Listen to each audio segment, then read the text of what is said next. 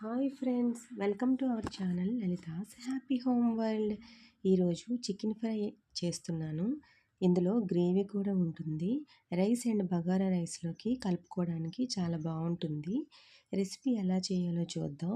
ఒక కళాయిలో క్లీన్ చేసుకున్న 2 కిలోల చికెన్ని తీసుకొని అందులో 1/2 కిలో పెరుగు, 3 స్పూన్ల ఉప్పు వేసి బాగా కలిపి గంట సేపు మ్యారినేట్ చేయాలి.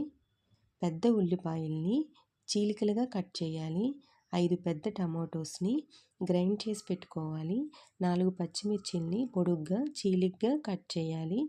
ఇప్పుడు స్టవ్ వెలిగించి చికెన్ని మ్యారినేట్ చేసుకున్న కళాయిని పెట్టాలి. ఇందులో కొంచెం పసుపు వేసి మీడియం ఫ్లేమ్లో ఉంచి మూత పెట్టి మగ్గించాలి.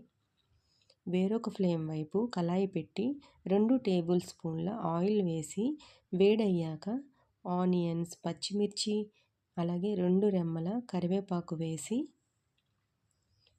వేగనివ్వాలి.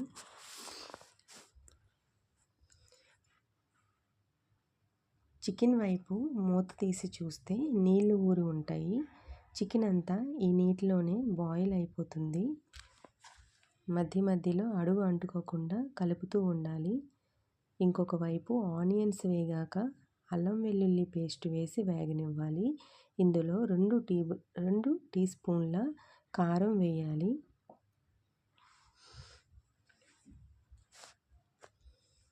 ఇప్పుడు ముందుగా గ్రైండ్ చేసుకున్న టమాటా ప్యూరీ వేసి ఒకసారి కలపాలి. చికెన్ ఉడికిందో లేదో చెక్ చేసుకోవాలి. ఉడికాక స్టవ్ ఆఫ్ చేయాలి. మనం వేసుకున్న టమాటా ప్యూరీలో ధనియా పౌడర్ 2 స్పూన్లు వేయాలి.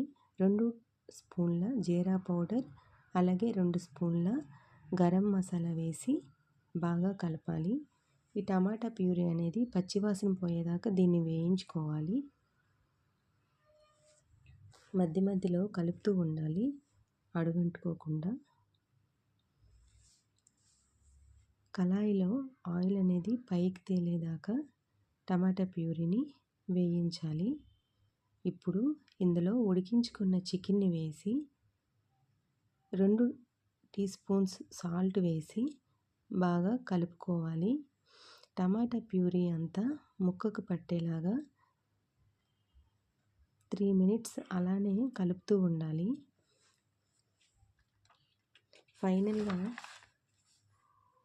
కర్రీలో కొత్తిమీర వేసి స్టవ్ ఆఫ్ చేసుకోవాలి. చికెన్ ఫ్రై రెసిపీ అయితే రెడీ అయిందండి. Thanks for watching. ఇలాంటి మంచి రెసిపీస్ కోసం నా ఛానల్ని సబ్స్క్రైబ్ చేసుకోండి. ఈ వీడియోకి ఒక్క లైక్ చేసి మీ ఫీడ్బ్యాక్ని కామెంట్ సెక్షన్లో చెప్పండి.